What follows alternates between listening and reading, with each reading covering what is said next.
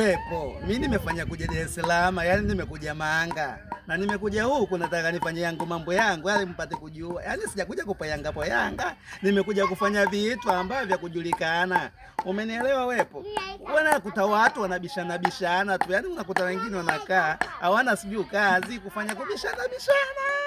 Sasa ukitaka kuelekeza watu kama hawaelekezeki. Umenielewa Wepo eh? Mimi direkta mkubwa toka Mtwara Mikindani, na Mikindani mimi naniamini. Sasa nataka nikwambie kitu kimoja, unapobishana bila jambo la msingi, unaonekana zamwamu, unaonekana azonto, unaonekana zikutoshi kichwani humo. Bwana wewe, mimi nakwambia kitu cha ukweli, ukinikubalia haya, usiponikubalia sawa, fanya kubishana uone.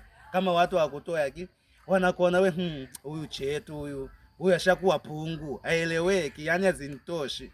Wepo, mimi nimefanya kumaliza kukufikishia ujumbe wako tu. Wala sina mambo mengi ya kubishana na wewe.